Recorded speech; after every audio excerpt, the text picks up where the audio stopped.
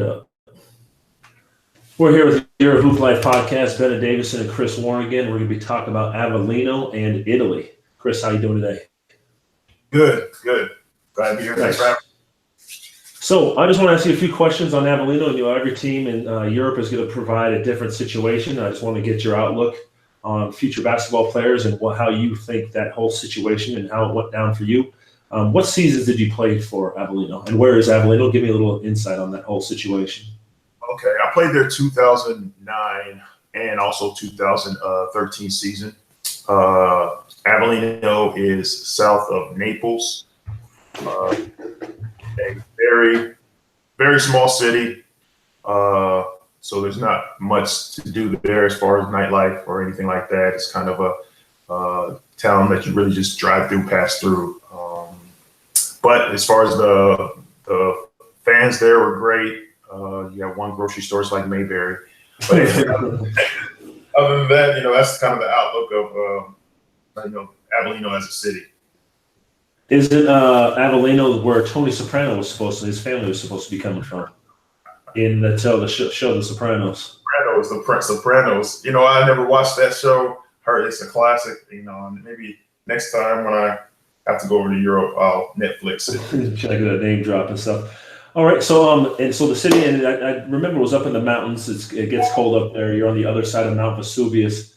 You do have a lot of culture. I played 3 years in Naples, Italy, so we weren't all that far away. I think it was an hour 15. There's a Navy base right down the hillside.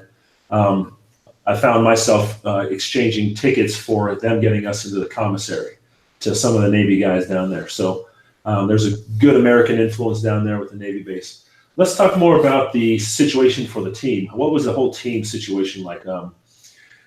Shoes, physical therapy, practice schedules, those types of things. Shoes. You have to bring your own shoes. Definitely have to bring those. Practice facilities the same as the game. They don't have any kind of special. The gym is where you play. That's where you practice, where you play. So it's not. It's just like one gym town, just like one grocery store town. The organization is definitely not more as organized as you would find, even for European standards. They're, as far as payments, they're always going to be late. And, Italy has a different way of paying players. They have two contracts, the league contract and I forgot what the name of it was called. But one's under the table, one's above table on top. Yeah, one's on the textbooks and the other one's off textbooks over there. They're not in the U.S. You have to claim both of that stuff. But like I said, they're really unorganized. First year I was there, I got about 50% of my money, and had the team in Spain came in and they had some type of buyout clause in my contract where they had to pay me if they wanted to receive the money. So that's the only reason why I believe they paid because the second year you're getting all of your money when you during the 2009 season, but there was a hassle to get it. There was a hassle. Yeah, they get it in 2009 season. So how long of a hassle was of a process? Like, tell me give me about 30 seconds about the process that it took. Was it a threat? Was it sitting out of practice? Was it filing arbitration? Agent? What happened?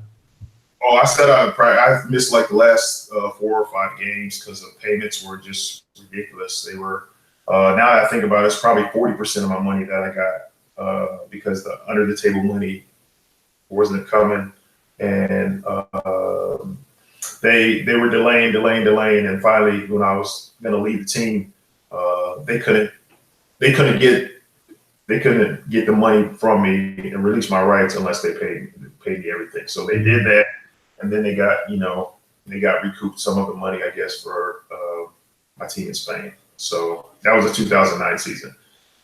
Fast forward to 2013, I was injured that season, and I had in my contract that if you're injured, it's fully guaranteed. So before that, I went to the doctors. I went to their doctors a couple times. They tried to have me go out there play on what turned out to be I had what you call Jason Kidd had. I'm blanking out right now on my knee. Meniscus. No, not meniscus. Cartilage. ACL. Okay. Cartilage. I forgot what it's called. It's kind of funny. I forget. Y'all put me on the spot. But anyways, but they had me try to play. They had me playing a couple games, and they're saying you're okay. Nothing's wrong with your knee, and I was out. The rest of the season for it. Because I had get surgery on my knee. Playing on it and stuff like that. Yeah, they had me play and practice on it, and me being the person I am, I try to work through it and play through it. But it was just not, I was not the same, making myself look bad. And I actually, ended up leaving the team. But the contract, like I said, was guaranteed. And first month they paid me, and then the second month they just stopped. So long story short, I took him to court. And now was that FIBA arbitration court? Arbitration court. Go into details about that a little bit. That process is long. You have to find a lawyer over there. And my lawyer was in Slovenia, where I was. She was going to tell me through the process, tell me it's going to take probably a couple of years for them to respond to it. I just had to give her. I think I would have to. Their fee is like 10% of what they owed me, which was fine by me. I just was trying to get the money. So, like, it's a couple of you gotta put a statement. You gotta put a statement out, telling saying what the team did and how they why they it's lawyer talk, or why you feel like you're entitled to the money, all that type of stuff. You got. And they send it into the FIBA secretary, and she collects the paperwork. He collects the paperwork, and then a couple months later, they send you updates, and you hear their answer, and then the judge decides. That takes another couple months. The judge decides what you're entitled to, what you're not entitled to. Then another couple months goes by, and you start kind of negotiating what you're gonna get, and what you will go for if you're okay with taking a little bit less, or this, that, or another. Which I wasn't. And so how much would you say money you came out of pocket, and how long did the whole process take? I believe I came out of pocket in the very beginning of about, I would say, $3,000 to $5,000. Yeah. Overall, it probably cost me like 15 because of the fees I had to pay for the money that I was getting from them.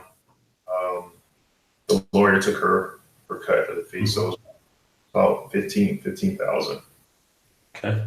And then how long did that whole process take from the team cutting you till you really had money hit your bank account? They were paying me sporadically. Check was handed over. Yeah, they were paying me sporadically during the year I was injured. Then, like, I guess it was around February, they just stopped. And from February, when they stopped, until I got my full payment, was, I want to say, 3.5 years. 3.5 years. Do you think it was worth the whole process, and would you recommend players going through this process? Is it worth the time and energy? If the money is big enough, yes, go for it. So if you said it was like $10,000, would it be worth going after it? But 30, maybe 25 would be, 50 would be for sure. Is that what would you kind of put that price range at? I would put it over 50,000. Over 50. Because if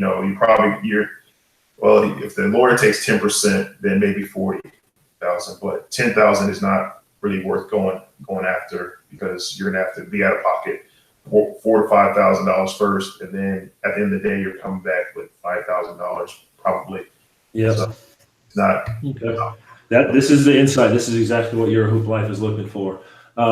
Let me ask you this. Do you feel, as a professional athlete over in FIBA, do you feel protected? Do you feel like there's a union, or even FIBA says they have this whole arbitration process? Do you feel like you're over there alone, or do you feel like you have some kind of recourse to go after these teams?